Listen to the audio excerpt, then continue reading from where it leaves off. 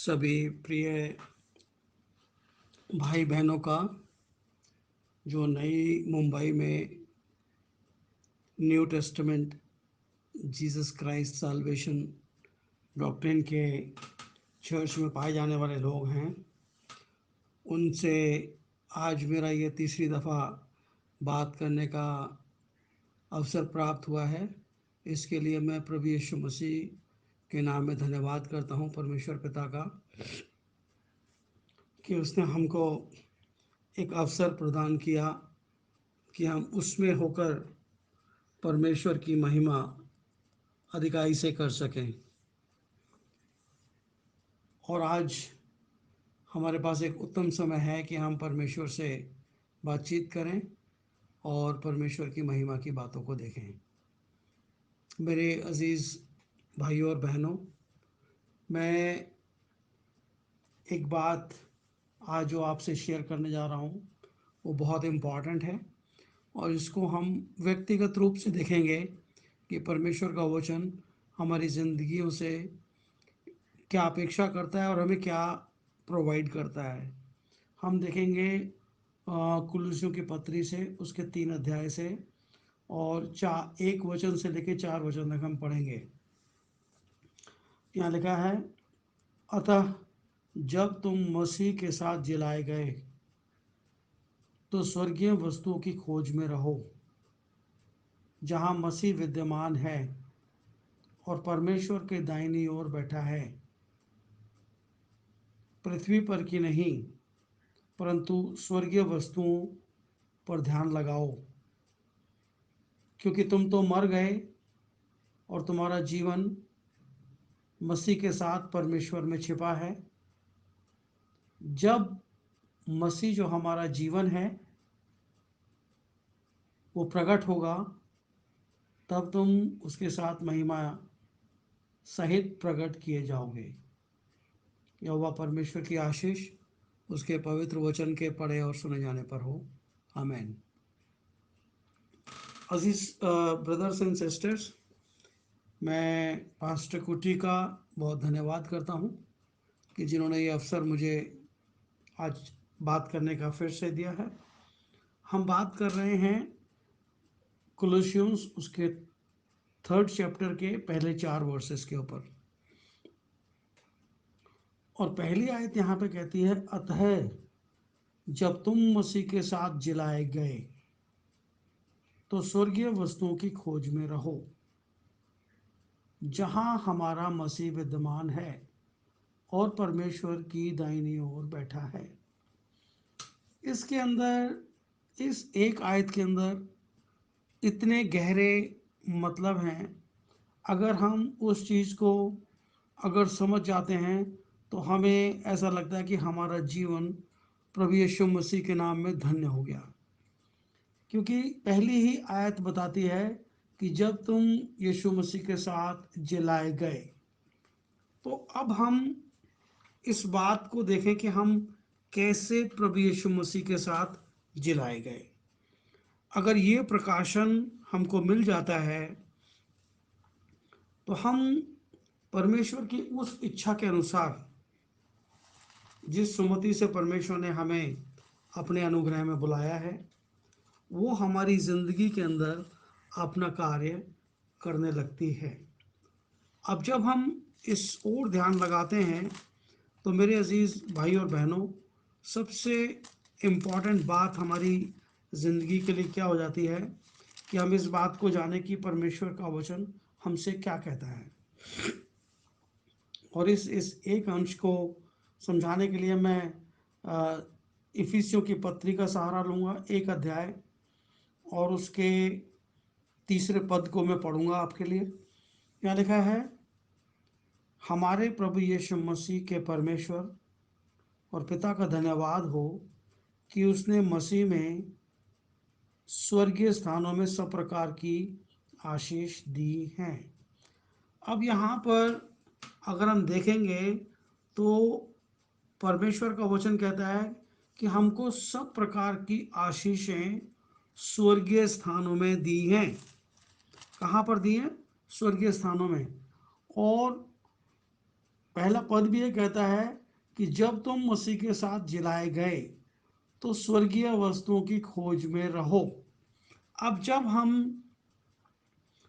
उन स्वर्गीय वस्तुओं की खोज में रहते हैं तो हमें एक बात और समझने का कई दफ़ा हम कोशिश करते हैं कि कैसे हम उसके साथ जिलाए गए, कैसे हम उसके साथ जिलाए गए।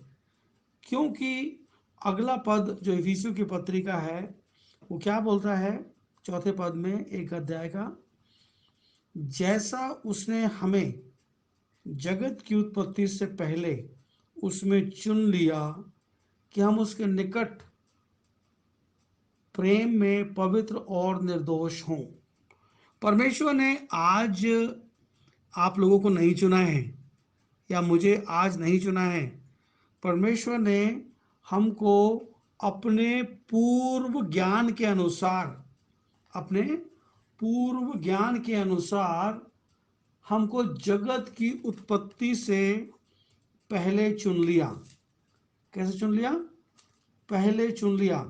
और यहाँ क्या लिखा है, मैं इस बात को पूर्व ज्ञान, ये बाइबल में ही लिखा है, पहला पत्रस 1 अध्याय उसका दूसरे वचन में, और परमेश्वर पिता के भविष्य ज्ञान के अनुसार आत्मा पवित्र करने के द्वारा आज्ञा मानने और यीशु मसीह के लहू के छिड़के जाने के लिए चुने गए, तुम्हें अनुग्रह और शांति बहुतायत से मिलती रहे।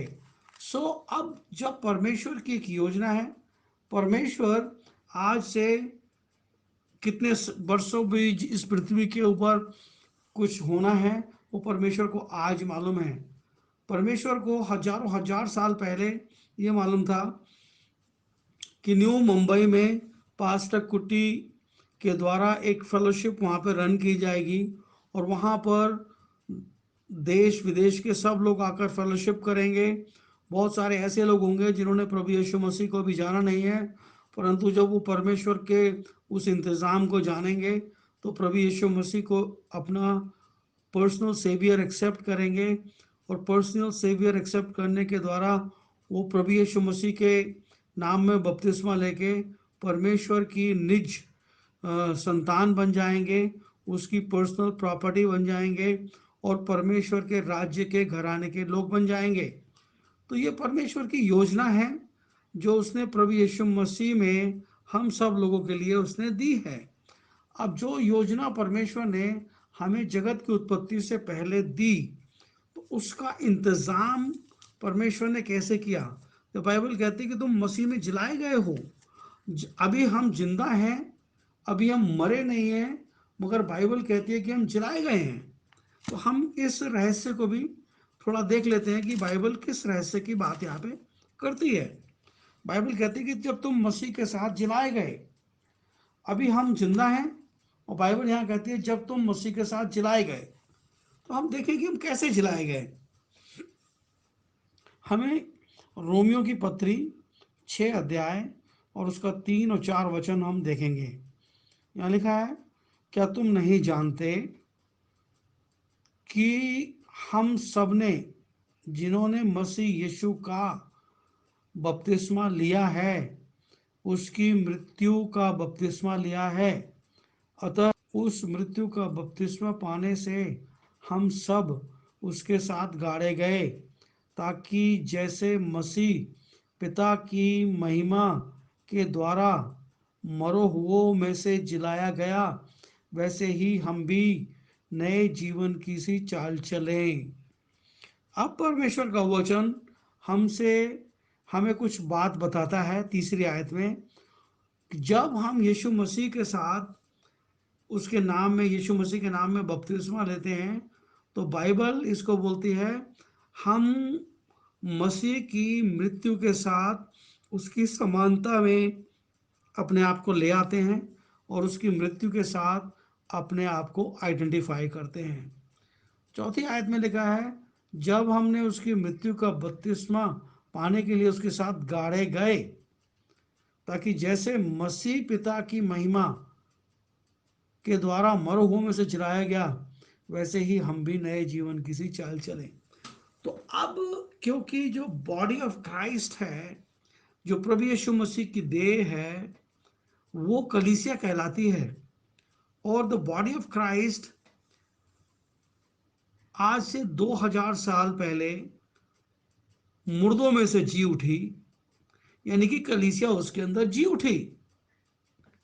अब कलीसिया के अंदर जो लोग प्रभु यीशु मसीह के नाम से बपतिस्मा लेकर उसके अंदर प्रवेश करते हैं, उस बॉडी के अंदर जगह पाते हैं, वो विक्टोरियस लोग हैं, वो जयवंत लोग हैं, वो उद्धार पाए हुए लोग हैं। ऐसा नहीं है कि उनका उद्धार होगा, उनका उद्धार हो गया। अब ये बात हम कैसे जानते हैं? हम एक वचन को पढ़ते हैं और वो मिलता है हमको यूहन्ना रचित सुसमाचार और उसका 3 अध्याय और उसका 16 वचन। यहाँ पे लिखा है, क्योंकि परमेश्वर ने जगत से ऐसा प्रेम रखा कि उसने अपने इकलौते पुत्र दे दिया, ताकि जो कोई उस पर विश्वास करे नष्ट ना हो, परंतु अनंत जीवन पाए। परमेश्वर ने अपने पुत्र को जगत में इसलिए नहीं भेजा कि वो दंड की आज्ञा दे, परंतु इसलिए कि जगत उसके द्वारा उद्धार पाए। पर जो उस पर विश्वास करता है उस पर दंड की आज्ञा नहीं। अब देख रहे हैं आप, जब हम विश्वास करके यीशु मसीह के पास आते हैं, उसके नाम में बपतिस्मा लेते हैं, तो हमारे जीवन का जो हिस्ट्री है, जिस वक्त कोई भी व्यक्ति प्रभु यीशु मसीह के नाम में बपतिस्मा लेता है, उस मोमेंट से पहले उसके कोई भी प्रकार के गुनाह क्यों ना हो, वो सारे के सारे वॉश आउट कर दिए जाते हैं और उनको धो दिया जाता है। हिम के समान उनको श्वेत कर दिया जाता है, सफ़ेद कर दिया जाता है, और वो सारी दोष उसके ऊपर से हटा दिए जाते हैं। क्योंकि 18 वचन में लिखा है, जो उस पर विश्वास करता है उस पर दंड की आज्ञा नहीं नहीं होती।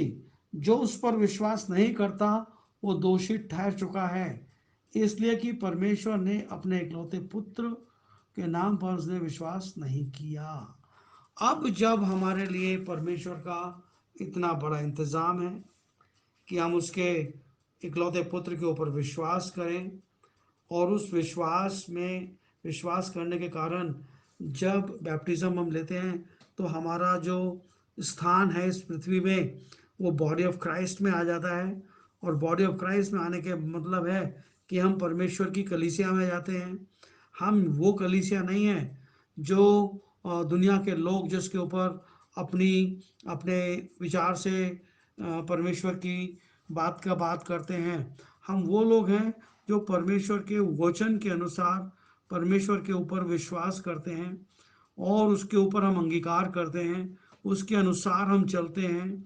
हम दुनियावी लोग नहीं हैं। जब हमारे ज़िंदगी में प्रभु यीशु मसीह का नाम आ जाता है, तो मानो हमारे जैसे एक कोई इंडियन सिटीजन है और उसको अमेरिका या कनाडा या इंग्लैंड किसी कंट्री में जाना है, तो उसके पास एक पासपोर्ट होना चाहिए। उस पासपोर्ट के थ्रू वो उसकी एम्बेसी में वीज़ा अप्लाई करता करता है और उसको वहाँ से वीज़ा मिल जाता है, तो वो लोग अपना स्टैंप लगा देते हैं उसके पासपोर्ट पे।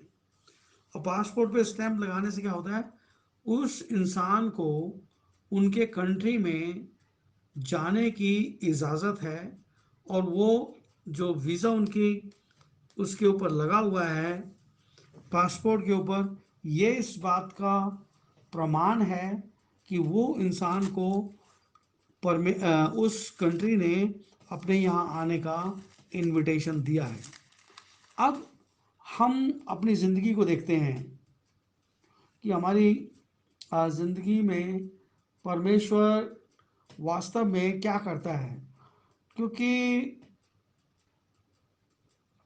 रोमियो की पत्री 5 अध्याय उसके 5 वचन में लिखा है, आशा से लज्जा नहीं होती, क्योंकि पवित्र आत्मा जो हमें दिया गया है उसके द्वारा परमेश्वर का प्रेम हमारे मन में डाला गया है।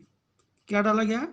परमेश्वर का प्रेम पवित्र आत्मा के द्वारा उन लोगों के मन में डाला गया है जो प्रभु यीशु मसीह के नाम में बपतिस्मा लेके परमेश्वर के पास आते हैं।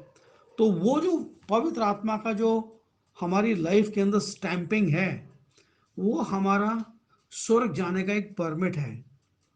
वो परमिट जब हमारी जिंदगी में रहता है तब हम इस पृथ्वी के नागरिक नहीं रहते, हम स्वर्गीय हो जाते हैं और स्वर्गवास के नागरिक हैं।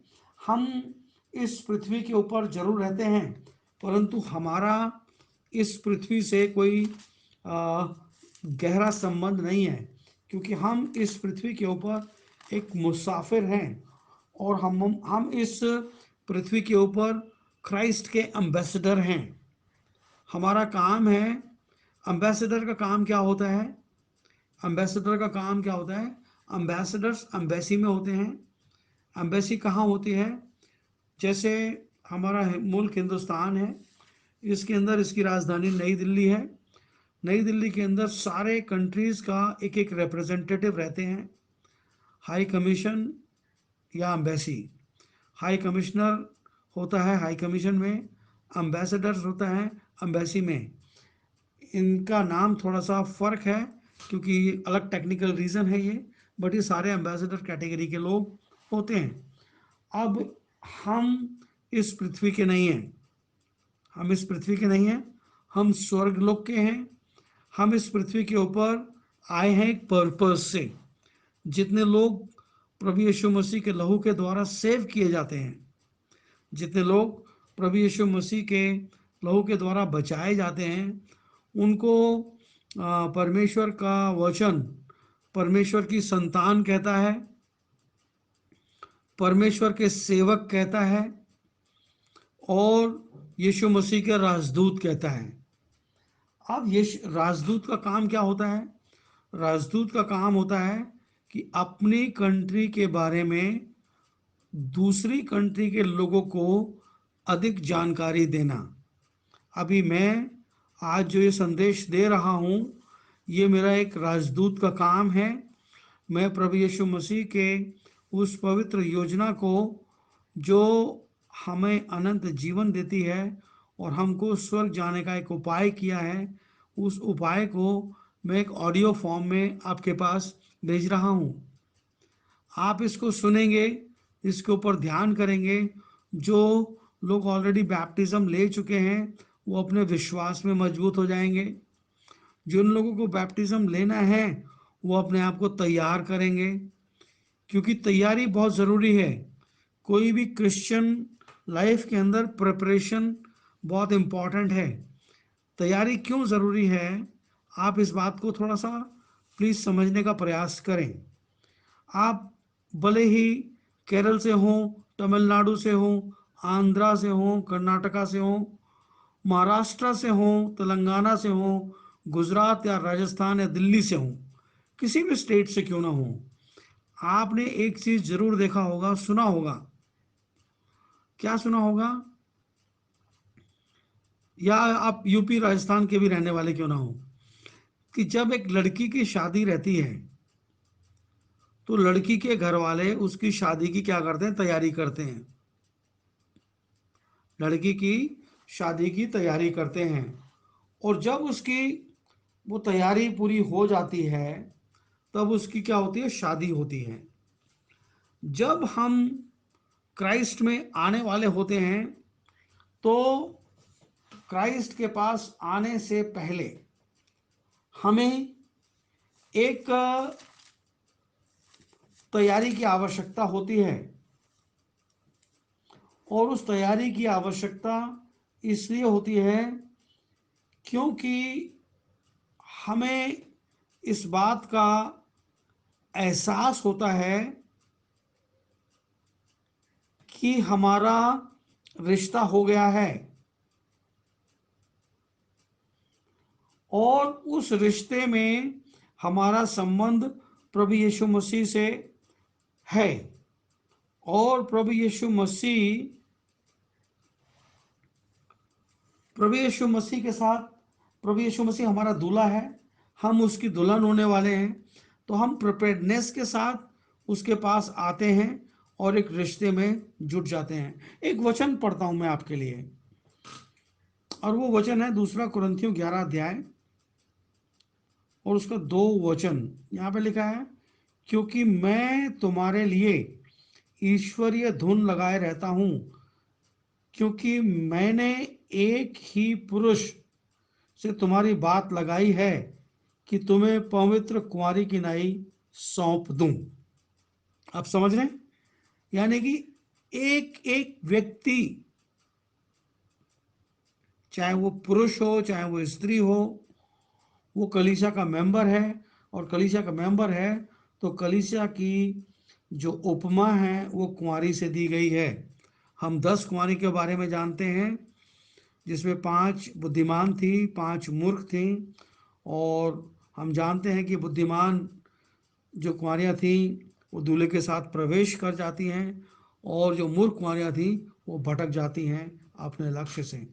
तो हमारा एक रिश्ता है, उसके साथ हमारी प्रिपेयर्डनेस है। और उस प्रिपेयर्डनेस के साथ जब हम प्रभु यीशु मसीह के पास आते हैं, तब हम देखते हैं कि हमारा संबंध प्रभु यीशु मसीह के साथ लगाया गया है। अगली आयत में लिखा है कि पृथ्वी पर की नहीं परंतु स्वर्गीय वस्तुओं पर ध्यान लगाओ। अब हम जब यहाँ इस पृथ्वी के ऊपर रहते हैं, तो इस पृथ्वी के ऊपर कोई चीज यहाँ पर परमानेंट नहीं है। इवन ये पृथ्वी भी परमानेंट नहीं है। प्रभु यीशु मसीह के लोग उठा लेने के बाद इस पृथ्वी को आग और गंधक से शुद्ध किया जाएगा। और जब ये पृथ्वी आग और गंधक से शुद्ध हो जाएगी, तो आप सोचो कि इस पृथ्वी में रहने वाला कोई भी व्यक्ति, कोई भी चीज अपने पूर्व स्थिति में नहीं रहेगी, वो नष्ट नाबूद कर दी जाएगी, वो अपना अस्तित्व खो देगी। जब वो चीज अस्तित्व खो देगी, तो हमको इस पृथ्वी के ऊपर, चाहे वो एफिल टावर हो, या आगरे का ताजमहल हो, या मुंबई की कोई बहुत अच्छी खूबसूरत इमारत हो, उसमें हमारा मन नहीं लग सकता। हमारा मन लगाने के लिए प्रभु यीशु मसीह ने एक ऐसा इंतज़ाम किया है कि वो हमें अपनी ओर खींच के रखता है, और उसकी आत्मा हमसे बार बार एक बात को कहती है कि ये पृथ्वी नाश होने वाली है। प्रभु यीशु मसीह ने कहा कि अपना धन स्वर्ग में इकट्ठा करो, ना तो वहाँ चोर सेंध लगाते हैं और ना वहाँ पर काई लगती है। तो हमने अपनी सारी मेहनत, अपने सारे इंतज़ाम, जब हम एम्बेसडरशिप करते हैं, जब हम एक एक व्यक्ति को परमेश्वर के पास लेकर आते हैं, उसको परमेश्वर के राज्य के बारे में बताते हैं, तो इसके बदले में परमेश्वर हमको इनाम देते हैं। जब वो हमको इनाम देते हैं, तो हमको ये मालूम होना चाहिए कि इनाम क्या है। वो इनाम है अनंत जीवन। वो इनाम है अनंत जीवन। और जब हमें इंतज़ाम, उसके बदले में इनाम मिलता है, तो मेरे अजीज साथियों, हमें फ़क्र होता है, हमें घमंड होता है। क्योंकि अगर मेरा शरीर नाश भी हो जाएगा, मैं मर भी जाऊंगा, परंतु प्रभु यीशु मसीह मुझको मरे हुओं में से जिलाएगा। जैसे पिता ने उसको मुर्दों में से जिलाया, वैसे ही हम भी जिलाए जाएंगे। और जब हम जिलाए जाएंगे, तो आसमान में उठेंगे, और फिर स्वर्गीय स्थानों में सदा काल तक उसके साथ संगति करेंगे। तीसरा वचन कहता है कुलुस्सियों की पत्री का, क्योंकि तुम मर गए थे, तुम्हारा जीवन मसीह के साथ परमेश्वर में छिपा हुआ है। हम मर गए हैं। जब हम प्रभु यीशु मसीह में आते हैं, तो बाइबल ये बताती है कि वास्तव में हमारी एक संसारिक मौत हो चुकी है और अब हम जिंदा नहीं हैं। और उस बात को समझने के लिए मैं आपको एक पद पढ़वाना चाहता हूँ जो प्रेरित पौलुस ने अपनी गवाही में, अपनी टेस्टमनी में दिया। और पौलुस उस वक्त जिंदा है और जिंदा होकर वो गवाही देते हैं। कहाँ लिखा है? गलतियों की पत्री 2 अध्याय उसके 20 वचन में लिखा है, मैं मसीह के साथ क्रूस पर चढ़ाया गया हूँ। मैं जीवित ना रहा, पर मसीह मुझ में जीवित है। अब आप ध्यान देंगे इस बात को, पौलुस यहाँ पर जिंदा है और वो जिंदा रहने के सबब से गलतियों की पत्री को एक पत्र लिख रहे हैं। उसमें वो बोलते हैं कि मैं मसीह के साथ क्रूस पर चढ़ाया गया। यानी कि वो अपने उस एक्सपीरियंस को बयान कर रहे हैं कि मैंने अपने शरीर में, अपनी ज़िंदगी में प्रभु यीशु मसीह के क्रूसिफिक्शन को महसूस किया है। और जब मैंने यीशु मसीह के नाम का बपतिस्मा लिया तो मानो मैंने अपना शरीर त्याग दिया। अब मैं सांसारिक कोई भी इच्छा पूरी नहीं करूंगा। अब मैं मसीह के साथ क्रूस पे चढ़ा दिया गया हूँ। अब जो मैं शरीर मेरा चलता फिरता है, इसमें केवल मसीह जिंदा है और वो मुझ में कार्य करता है। तो इतनी बड़ी टेस्टमनी संत पौलुस ने यहाँ पर दी। तो वो टेस्टमनी हर एक उस एम्बेसडर की होनी चाहिए जो मसीह का एम्बेसडर बन के लोगों को परमेश्वर के राज्य के बारे में सुसमाचार देते हैं। और ये सुसमाचार अनंत जीवन के लिए है और हमेशा के लिए है। और जो उसमें पाएंगे वो सदा काल तक परमेश्वर के राज्य में परमेश्वर के साथ रहेंगे। और वो कहते हैं कि मैं मसीह के साथ क्रूस पर चढ़ाया गया हूँ। अब मैं जीवित ना रहा, पर मसीह मुझ में जीवित है। और अब मैं जो शरीर में जीवित हूँ तो केवल उस विश्वास से जीवित हूँ जो परमेश्वर के पुत्र का है, जिसने मुझसे प्रेम किया और मेरे लिए अपने आप को दे दिया। आप देख रहे हैं, आपके जिंदगी को बचाने के लिए प्रभु यीशु मसीह ने अपना प्राण दिया ताकि हम बचाए जाएं। उन्होंने अपना लहू बहा दिया ताकि हमारे तमाम पाप लहू से धोकर शुद्ध कर दिए जाएं। हम आगे को पापी ना रहें और पापियों की जमात में हम ना गिने जाएं, परंतु हम परमेश्वर के राज्य और उसके घराने के लोग हो जाएं। जब हम इस काम को पूरा करते हैं तो परमेश्वर का वचन हमें एक बात कहकर हमारे हौसला को बढ़ाने का प्रयास करते हैं। और वो क्या है? पहला पत्रस 2 अध्याय और 9 वचन यहाँ लिखा है, पर तुम चुना हुआ वंश, हम लोग चुने हुए हैं, क्योंकि हमको किसी मनुष्य ने नहीं परंतु प्रभु यीशु मसीह ने स्वयं चुना। पर तुम एक चुना हुआ वंश, राजपदधारी, यानी कि राजकीय पद हमारे पास है, याजकों का समाज, हम लोग एक याजक हैं। और याजक का जो एक ऐसा पद है जो परमेश्वर की ओर से मिला है, और पवित्र लोग, क्योंकि हमको यीशु मसीह के लहू से शुद्ध किया गया है। और परमेश्वर की निज प्रजा, हम उसकी पर्सनल प्रॉपर्टी हैं। हम परमेश्वर की पर्सनल प्रॉपर्टी हैं, इसलिए कि जिसने तुम्हें अंधकार में अपनी अद्भुत ज्योति में बुलाया है। जब हम पापी ही थे तो यीशु मसीह हमारे लिए मरा और हम अंधकार में जीवन बिताते थे। उसने हमें बुलाया और वो चाहता है कि हम उसके गुण प्रकट करें। उसके गुण क्या हैं? कि उसके गुण हैं कि परमेश्वर हमसे प्यार करता है। जब हम परमेश्वर के पास आते हैं तो वो हमको उद्धार देता है, वो हमको अपना जीवन देता है, वो हमको अपना पवित्र आत्मा देता है, वो हमारी जिंदगियों में चंगाइयाँ भर देता है, वो हमारे हर दुख सुख में हमारे साथ रहता है। हम जब उसको पुकारते हैं तो वो सुन लेता है, और हमको जीवन में कोई घटी रहती है तो वो उसको पूरा करता है, क्योंकि ये उसकी प्रतिज्ञा है और ये उसका इंतज़ाम है। जब वो ऐसा काम करता है तब वो हमको हमारी ज़िंदगी में देखकर खुश होता है। कैसे खुश रहता है? हमारे सांसारिक बच्चे होते हैं, और सांसारिक बच्चों को कोई दुनियादारी की चीज़ की आवश्यकता रहती है। वो माता पिता के पास जाते हैं, और माता पिता उनका पालन पोषण करने के लिए हर एक अच्छी वस्तु को उनको देते हैं। और जब हम इस पृथ्वी पर रहते हैं, इस पृथ्वी से हमारा संबंध कट ऑफ हो जाता है, और हमारा रिलेशनशिप हेवनली थिंग्स के साथ हो जाता है, स्वर्गीय चीज़ों से हो जाता है, क्योंकि हम स्वर्गीय प्राणी हैं और हमें हमारा संबंध हमारे पिता परमेश्वर से है। तो हम अपनी सारी फरियाद परमेश्वर के समक्ष रखते हैं।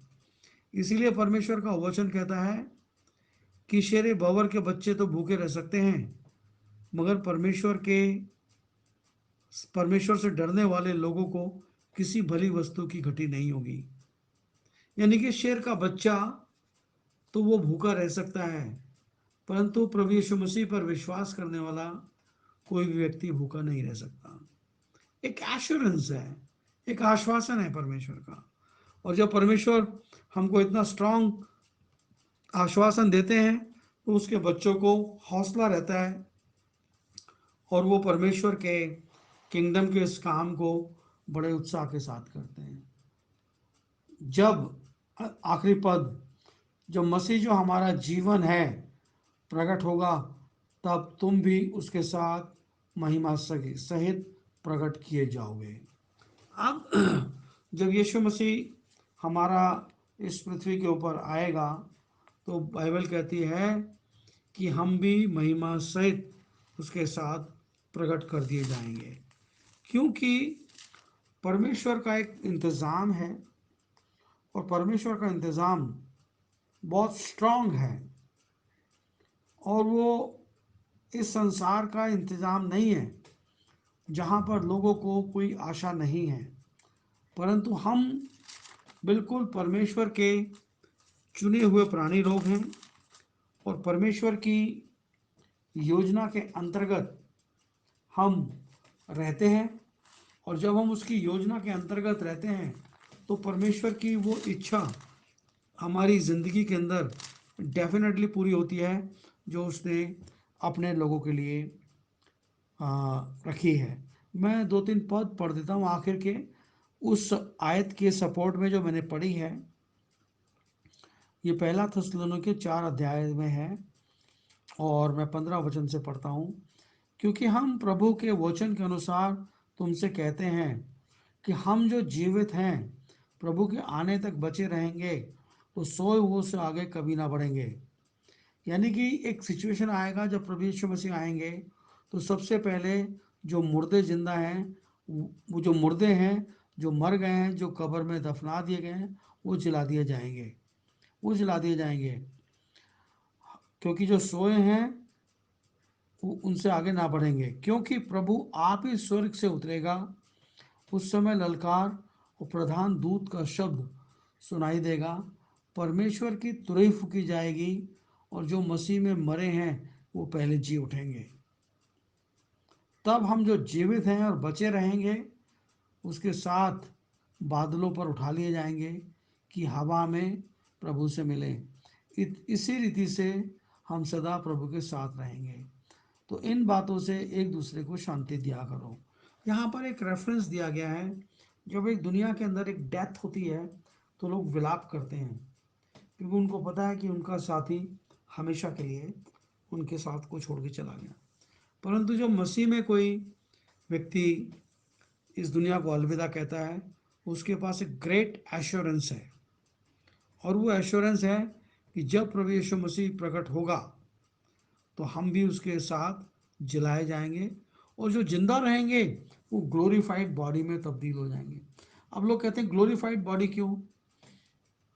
ये जो शरीर है ये मरणहार है, ये मॉर्टल बॉडी है, परंतु जब हमको वो बदल देगा ग्लोरीफाइड बॉडी में, दैट इज इमॉर्टल, वो अविनाशी बॉडी होगी, अविनाशी शरीर होगा।